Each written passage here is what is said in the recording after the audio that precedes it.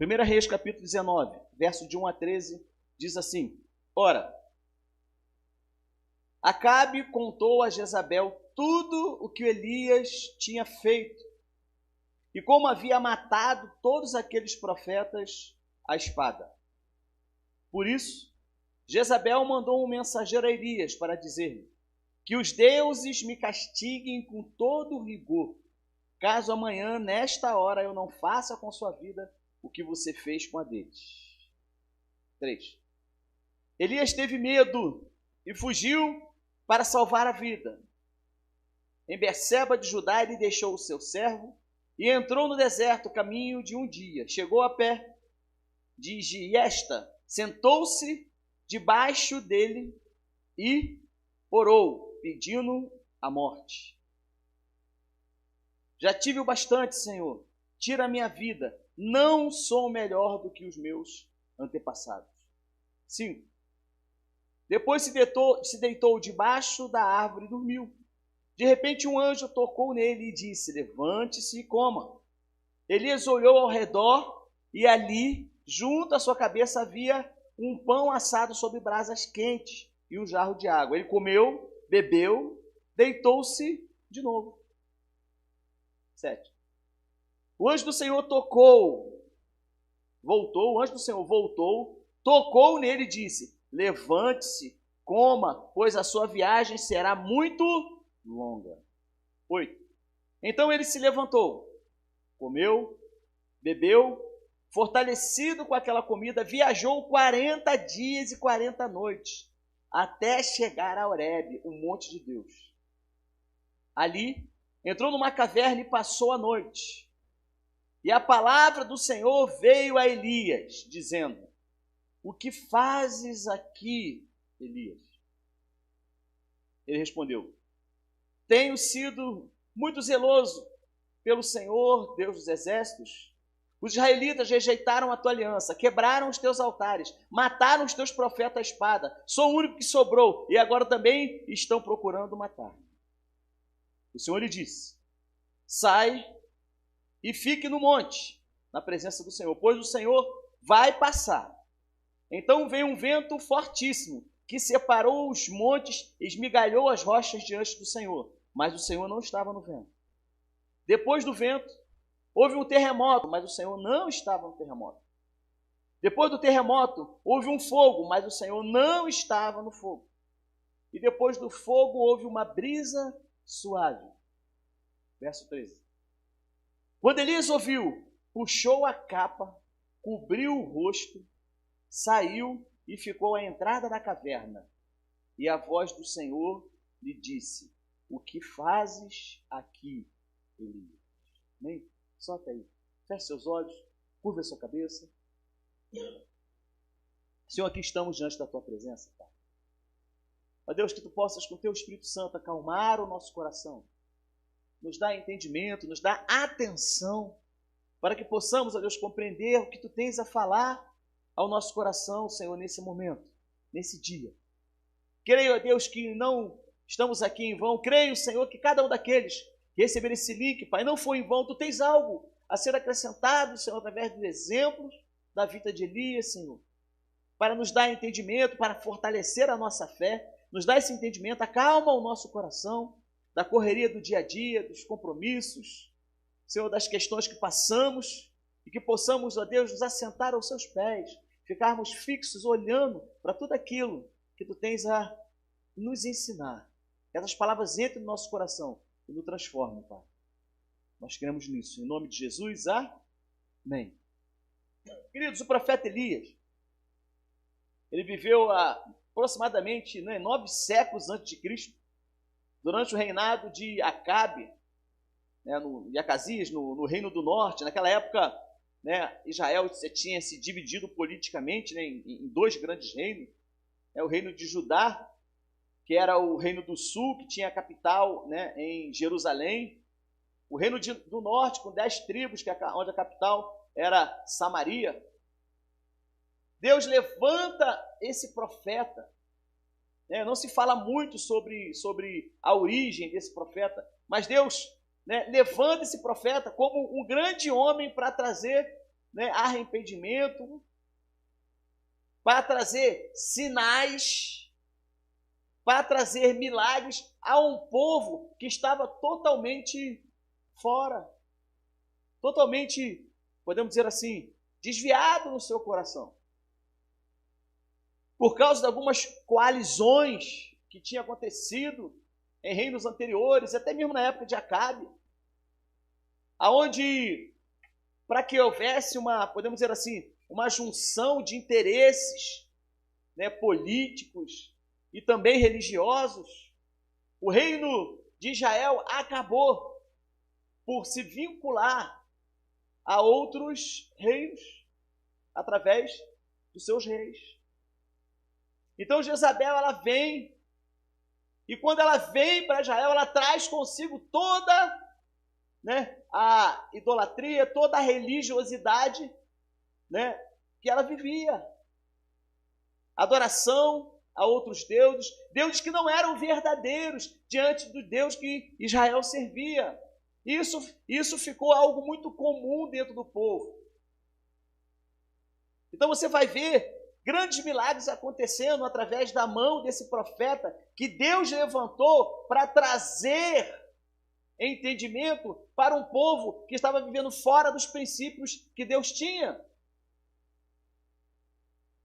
Para você tirar uma ideia, entre os milagres, né, que Deus, entre os sinais, entre os milagres que Deus permitiu, que Deus deu através, né, de Elias para o povo, foi ele orar para que parasse de chover. Se você for analisar por que ele parava, por que isso aconteceu, por que esse momento aconteceu, por que o fato dele ter orado para parar de chover, porque segundo o que o povo estava acreditando era que a adoração a Baal, entre outros deuses, trazia fertilidade para o povo, chuva na hora certa e etc. Deus levanta esse homem e ele fala para o rei, olha, só vai voltar a chover depois que eu orar. Isso para quê? Para mostrar que o Deus de Israel era o Deus verdadeiro. O episódio onde cai fogo do céu e consome o holocausto, tudo isso era para provar que o Deus de Israel era o Deus verdadeiro, para que o povo de Israel se tocasse e saísse dos seus vínculos religiosos, suas contaminações com outras religiões, com outras idolatrias, com outras formas de adorar a Deus que não era a adoração verdadeira. Então, esse homem, né, que a gente conhece pela Bíblia, você com certeza ouviu falar, dentre o povo de Israel, ele também é muito querido, e é interessante que dois, né, praticamente, né, entre outros, né, são pessoas que são profundamente assim reconhecidas pela sua autoridade, pela forma como Deus usou Moisés, Elias. Eles aparecem lá na transfiguração, quando Jesus sobe o monte para orar. Ambos foram, né, transladados aos céus, não se achou o seu corpo, ou seja, não existe ossos, melhor dizendo, desses homens enterrados em lugar nenhum.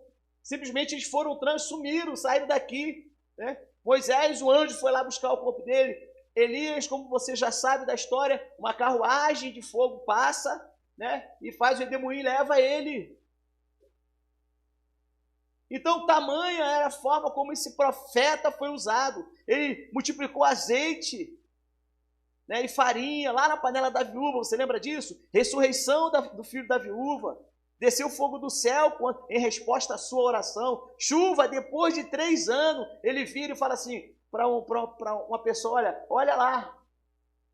Fala para um dos seus discípulos, olha, vai lá e olha no monte e olha para o mar. Ele voltou e falou assim, não vi nada, olha de novo. Eu vejo uma nuvem do tamanho da mão de um homem. Então corre, avisa a Acabe que vai vir chuva. E na oração dele, a chuva voltou depois de 3 anos e meio. E um dos momentos de perseguição sobre a vida dele, um pouco mais à frente, né, ele ora e fogo do céu cai, e os soldados que os perseguiam foram todos mortos, fulminados. Durante a travessia do Rio Jordão, num determinado momento, ele tirou a sua capa, colocou sobre o rio parou de correr. Isso foram praticamente os 7 milagres, grandes milagres que ele fez, os grandes sinais que Deus deu através dele. Além de ter feito esses milagres, ele ainda presenciou e viveu fatos sobrenaturais, como, por exemplo, corvos foram levar alimentos para onde ele estava. O anjo do Senhor aparece a ele, como você viu no texto, e dar um alimento a ele sobrenatural, e esse alimento permite a ele ter energia suficiente para ele caminhar 40 dias deserto adentro. Mas observe o que Deus perguntou no versículo 9. O projeto tem versículo 9. E prepara para projetar o versículo 13. Observe o que Deus perguntou para ele. Ele foi deserto adentro, né? Ali ele entrou numa caverna, passou a noite, e a palavra do Senhor vinha a ele, dizendo: o que você está fazendo aqui, Elias?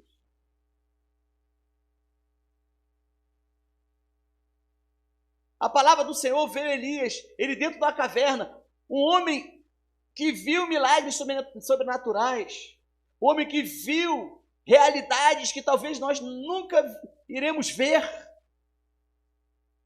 mas ele viu coisas assim extraordinárias. Ele pega aquele alimento, ele dorme de novo, o anjo vai lá, cutuca ele e fala assim: ei, acorda aí, homem. Deus mandou, vai, caminha no deserto, caminha aí 40 dias. Aí ele vai até o monte, aí quando ele chega lá, Deus pergunta para ele: o que você está fazendo aqui, Elias? Olha o versículo 13. Entre o versículo 9 e o versículo 13, acontece um momento ali, né? Onde um vento forte aparece, onde um terremoto aparece, onde um fogo aparece, mas Deus vem numa brisa suave, e Deus fala para ele assim, né? Quando Elias ouviu, puxou a capa, depois da brisa suave, né? Quando Elias ouviu, puxou a capa para cobrir o rosto, saiu e ficou à entrada da caverna, e uma voz lhe perguntou: o que você está fazendo aqui, Elias? Olha isso daqui, o que você está fazendo aqui, Elias? Volta no 9. O que você está fazendo aqui, Elias? Por que duas perguntas assim? Por que Deus fez a mesma pergunta para ele? E o que essa pergunta, né? O que esse significado teria? Por que Deus permitiu que ficasse registrado 2 vezes essa mesma pergunta? Pergunta para o seu irmão assim. Coloca o nome dele no final, né? Fala assim: o que você está fazendo aqui, fulano? Fala o nome dele, vai. Com força, vai. De novo, pergunta para ele assim, ó: o que você está fazendo aqui? E fala o nome dele, vai. Você que está em casa com alguém perto de você, pergunta para ele aí: o que você está fazendo aqui, fulano? Vai, pergunta aí. Observa que a pergunta, por trás da pergunta, né? Sabe quando você quer perguntar uma coisa que tem um outro significado? É muito fácil, né? Quando você vê alguns exemplos, né? Uma pergunta por trás de uma pergunta uma pergunta que tem outro significado. Já viu isso? A língua portuguesa é fenomenal, né? Permite isso. E aqui, a pergunta por trás da pergunta que Deus fez para Elias era: o que você está fazendo fora da sua missão? O que você está fazendo fora do lugar que eu te coloquei sobre Israel? Você entendeu? A pergunta por trás da pergunta? O que Deus estava perguntando ali para Elias não era simplesmente: aí, o que você está fazendo aqui, cara? O que você está fazendo aqui? Né? Se fosse para nós aqui, você vê a igreja para quê? Ah, você quer Deus? Para quê? Você louva a Deus para quê? É uma pergunta por trás da pergunta. E essa pergunta que ele faz, né? O que fazes aqui, Elias?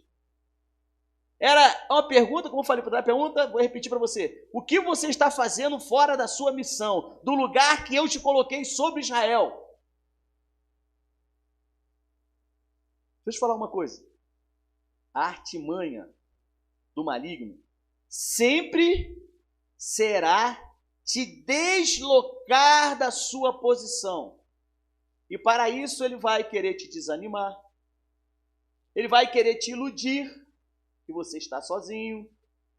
Ele vai querer te convencer que você já fez o suficiente. Sabe por quê? Tudo isso aqui está contido dentro do sentimento que Elias estava tendo. Se for olhar no texto, você vai ver que ele dá suas justificativas. Ah, não, Senhor, né? Eu fiz acontecer e o povo não quer nem saber de mim. Olha, Senhor, né? Só sobrou eu. Não tem mais ninguém que cumpre essa missão. Só ficou eu aqui em Israel. Não aguento mais, não. Estão querendo me matar. Tem uma mulher aí chamada Jezabel que mandou geral me procurar aí para me matar, Senhor. E eu estou aqui sozinho. Dias antes estava ele lá, orando a Deus e vendo o sobrenatural. E Deus pergunta para ele: o que fazes aqui, Elias? Pergunta para o seu irmão de novo. O que fazes aqui? Fala o nome dele. Qual é a sua posição? Você está deslocado do que Deus tem para você? Essa palavra hoje é uma feijoada. Você está deslocado da posição que Deus tem para você? Porque a artimanha do diabo é justamente essa, te deslocar da sua posição. E como é que ele faz isso? Vou repetir. Te desanimando, iludindo que você está sozinho ou sozinha, querendo te convencer que você já fez muito para Deus. Né? Sentimento de Elias. Não, já fiz muito para Deus. Se você for ler, tem um versículo aqui, eu não sublinhei não, mas deixa eu achar ele aqui. Tem um versículo aqui, projeta aí para mim, ele fala dos antepassados. De novo, ajuda aí, gente. No texto que nós lemos, 19, de 1 a 13. Versículo 4. Olha o que ele fala no versículo 4. Olha que interessante. Pesca isso aí para a sua vida. Olha o que ele fala no versículo 4. Entrou no deserto, caminhou um dia, chegou ao pé de Giesta, né, que era lá uma planta, sentou-se debaixo dele e orou, pedindo a morte. Já tive o bastante. Já tive o bastante. Já fiz bastante. Não preciso fazer mais nada. Agora é a outra geração. Agora são as outras pessoas. Eu já fiz. Ilusão do diabo. Para te deslocar da tua posição. E aí, Senhor, tira a minha vida. Um profeta. Querendo morrer. Não sou melhor do que os meus antepassados. Sabe o que ele queria aqui? Ele queria entrar pro hall, né, das pessoas que morreram e só viveram sucesso. Não teve fracasso. A vergonha dele era morrer pela mão de uma mulher. Por quê? Qual foi o profeta antes dele que morreu pela mão de uma mulher? Ele pediu para encerrar a carreira dele aqui. Aqui ele pediu, sabe o que para Deus? O quê? Demissão. Aqui ele pediu demissão. Aqui ele já estava de tal forma, tão com a sua mente iludida, e é claro que por trás disso existe uma ação maligna, ele estava de tal forma com sua mente iludida, que ele preferiu fazer o quê? Não quero mais. Vou abandonar tudo. O que tem de gente hoje que faz isso, o que tem gente hoje que no meio do mercado de trabalho, no meio da sua família, simplesmente abandonam tudo. jogam, né, água abaixo, toda uma vida. Ilusão do diabo. Ele quer te confundir. Ele quer dizer que você está sozinho, que não tem mais ninguém com você. Deus respondeu para ele o quê? Presta atenção, Elias.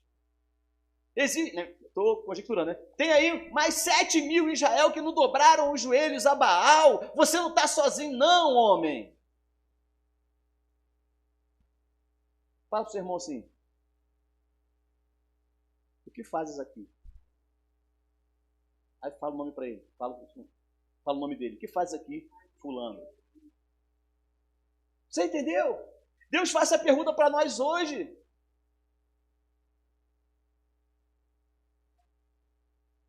Existe concordância bíblica para isso? Vamos ver? Eu vou ler aqui para ganharmos tempo. 2 Samuel 11:1 fala assim: na primavera, época em que os reis saíam para a guerra, já conhece a história, né? Quem já sabe quem é? Quem é crente já sabe quem é. Me responde aí no Zap. No Zap não, no YouTube. Quem é esse?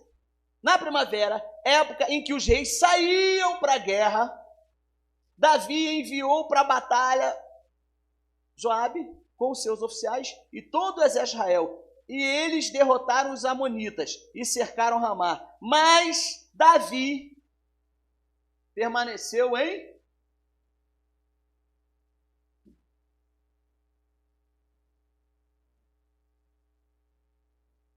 Vamos fazer um teatro aqui, né? Aí Davi está aqui. Você é o anjo do Senhor, tá bom?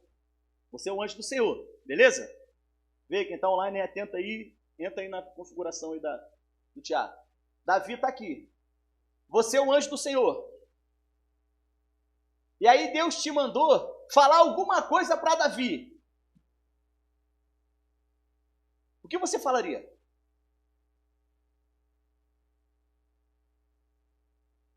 Ah, não fala com força. O que você falaria para Davi?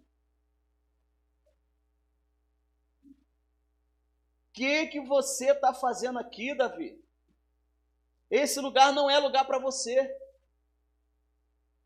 O seu lugar é na guerra. Você entendeu? Tem gente que acha que já conquistou as suas guerras. Davi achou isso. Eu já conquistei as guerras. Ah, mas agora é primavera, é época dos reis para a batalha. Eu não preciso mais. Entendeu? Eu não preciso mais. Aí ele manda, seu principal, o general, manda os soldados, vai para a batalha e mete bronca lá, senta o cajado geral e vai. O que aconteceu com ele? Caiu em prostituição, adulterou, porque estava fora da sua... fora da sua... Fala assim, não saia, fala para o seu irmão, não saia do lugar da sua missão. E fala o nome dele no final. Outro cara. Ah, esse aqui acho que você sabe também. A palavra do Senhor veio a... O nome do cara? Filho de Amitai, com esta ordem. Vá depressa à grande cidade de Nínive e pregue contra ela, porque a maldade dela subiu até a minha presença. Mas... quem? Fugiu da presença do Senhor, dirigiu-se para Tarsis. Desceu a Jope, onde encontrou um navio que se destinava àquele porto. Depois de pagar a passagem, o cara ainda pagou a passagem, embarcou para Tarsis. Para quê? Para fugir da presença do Senhor. Voltando ao teatro. Agora quem está ali é quem? Jonas. Aí você é um anjo do Senhor e Deus mandou que se fosse falar algo para Jonas. Entendeu? Aí estava lá no navio, o navio está quase, né? Aí você, anjo, desce, pousa lá no navio e agora você vai falar uma coisa para Jonas. O que você vai falar para ele? Fala com força aí para sair aqui, quem está aí, vai. O que você fala para ele? Beleza, entenderam, né? Fechou? Agora, responde para mim qual é a palavra, qual é a pergunta por trás da pergunta. Hã? Vai, você já entendeu. Qual era a pergunta por trás da pergunta de Elias? Lembra? Agora, qual é a pergunta por trás da pergunta que você fez a Davi? Qual é a pergunta por trás da pergunta que você fez a Jonas? Jonas, o seu lugar não é aqui. Não é indo para Tarsis. O seu lugar é ir para Nínive. Foi para lá que Deus te mandou. Você entendeu? Davi, o seu lugar não é aqui, parado, olhando as mulheres de cima do terraço aí. O seu lugar é lá na guerra, é lá no campo de batalha, é lá em Israel, é lá na igreja. Você entendeu? Fala assim para o seu irmão, cuidado. Tem muita gente por aí fora do lugar. Agora fala o nome dela. Fulano. Hebreus 4,13 diz assim, nada, essa aqui é de trivela, né? Nada em toda a criação está oculto aos olhos de Deus. Tudo está descoberto e exposto diante dos olhos daquele a quem havemos de prestar contas. Para o seu irmão assim, um dia você vai prestar conta da sua missão. Entendeu? Sabe qual foi a prestação de conta de Jonas? Foi trazer um prejuízo enorme para o navio. Lembra da história dele? Tiveram que jogar carga no mar por causa dele?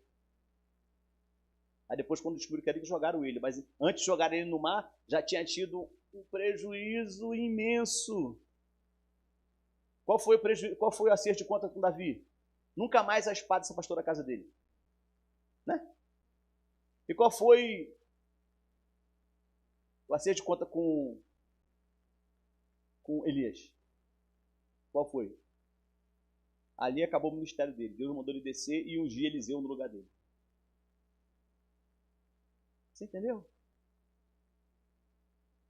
Mas vamos voltar para a caverna.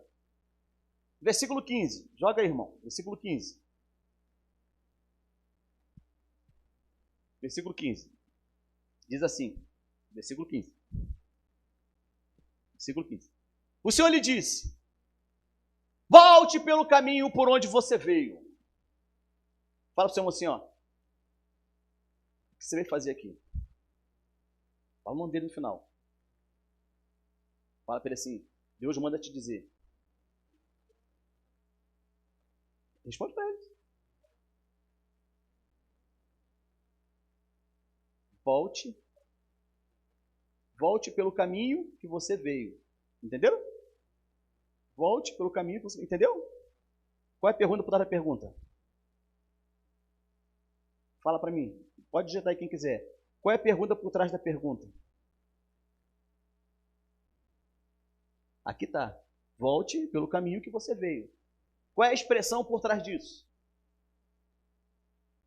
Volta para a sua posição.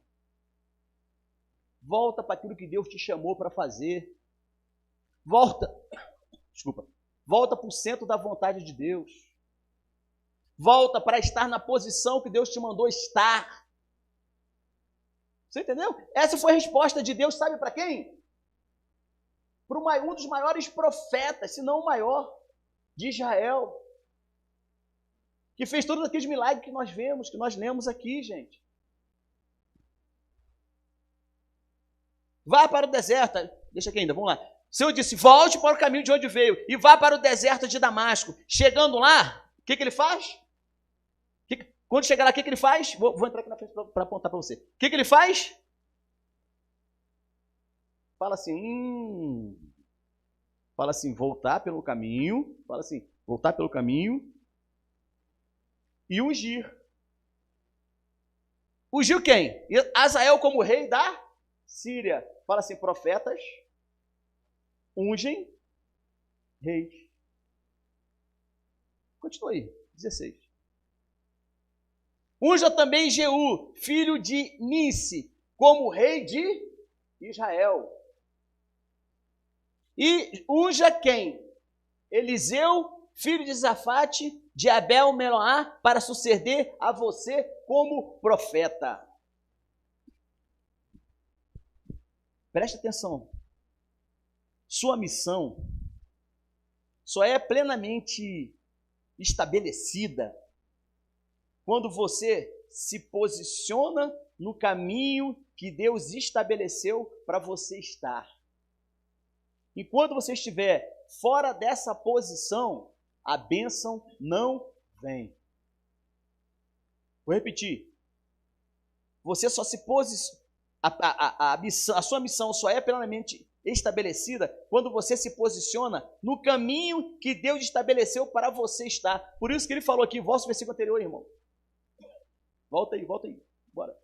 Volta. 15. O Senhor lhe disse, volta pelo caminho. Depois de Deus ter falado para ele 2 vezes, o que fazes aqui, Elias? Depois, o que faz aqui, Elias? Deus agora dá a solução.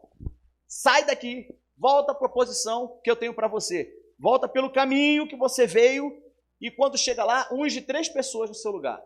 Aliás, unge 2 reis e 1 pessoa no seu lugar. Fala assim, Deus, para a força, Deus vai me levar a ungir reis e os meus sucessores.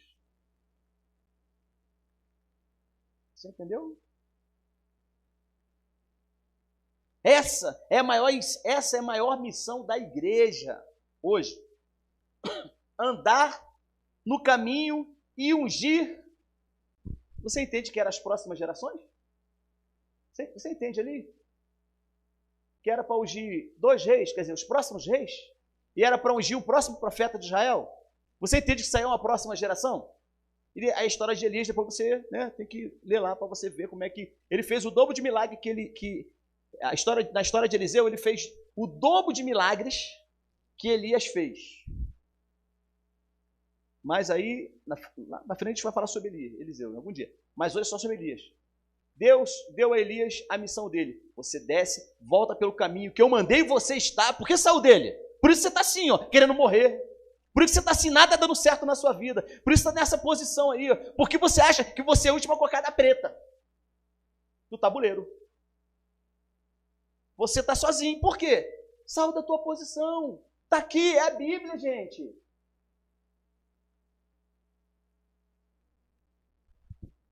Então diga para o seu irmão assim, volte pelo caminho que Deus mandou você ir. E unja as próximas gerações. Tem concordância na Bíblia para isso? Tem concordância na Bíblia para isso? Para ungir a próxima geração?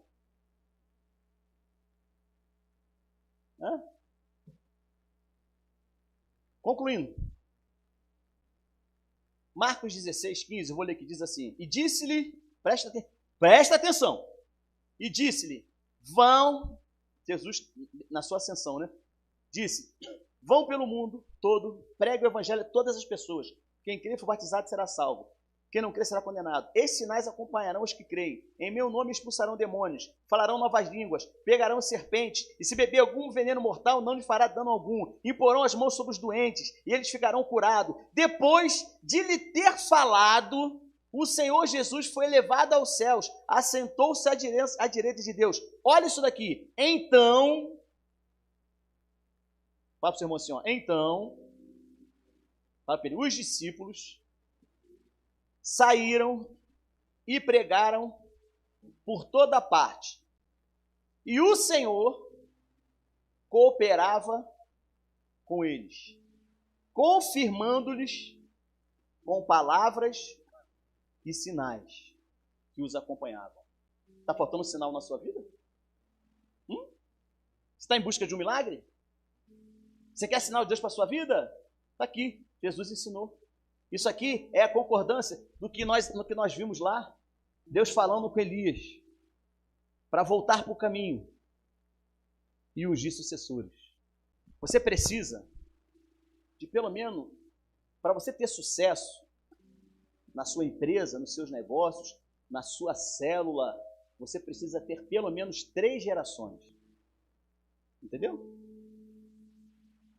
Você que é pai, você que é mãe, você se preocupa com os seus filhos, mas você se preocupa muito mais com os seus netos.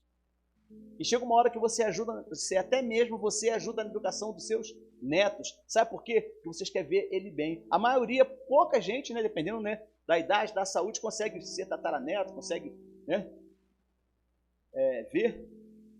Ou seja, você precisa gerar 3, você precisa ungir 3 gerações. O seu discípulo, o discípulo do seu discípulo e os 154 dele. Quando você, andando pelo caminho, você ungir esses sucessores, você cumpriu o seu chamado. Entendeu? Esses sinais que fala aqui que acompanham os discípulos são os mesmos que foram dados ao profeta Elias. Então por que os milagres não acontecem hoje? Por que você está aí em busca do milagre e não acontece? Sabe qual é a resposta? Sabe qual é a resposta? Pergunta para o seu irmão. O que você está fazendo aqui? Fala o nome dele no final. No seu dia a dia, o que você faz? Entendeu? Está preocupado com a sua missão? Ou você está como Elias? Entrando para dentro de uma caverna, achando que já fez o suficiente, achando que só tem você. Não, ninguém me entende. Vamos ficar de pé, feche nossos olhos, feche seus olhos. Vire sua cabeça, se você puder.